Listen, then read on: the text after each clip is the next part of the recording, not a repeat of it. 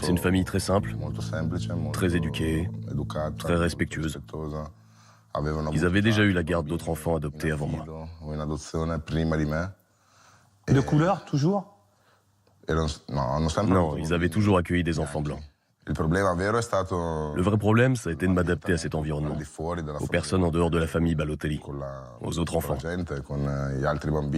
Parce que quand j'étais petit à Brescia, il n'y avait pas beaucoup d'enfants de couleur.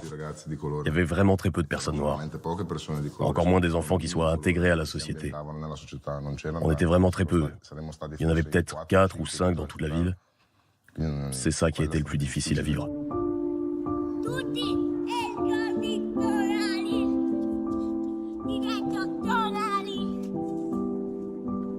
Ça se traduisait comment? C'était le regard, c'était les paroles? Je ne pourrais jamais dire qu'un enfant est raciste, parce que les enfants ne sont pas racistes. Mais ce qui a toujours dérangé, c'est ma différence.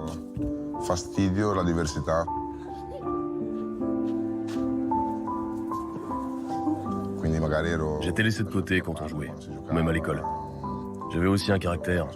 Disons que j'étais un peu trop agité et j'étais toujours montré du doigt, désigné comme le fautif. S'il se passait quelque chose, c'était de ma faute.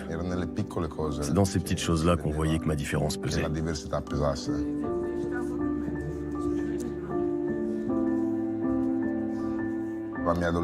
Quand j'étais adolescent, j'ai commencé à recevoir mes premières insultes. C'est-à-dire? Il m'arrivait de me disputer avec quelqu'un sur le terrain du quartier et je commençais à entendre mes premiers « Ah, le nègre, t'es différent, retourne dans ton pays », ce genre de choses.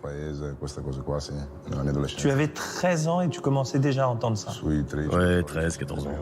Ouais, les premières insultes.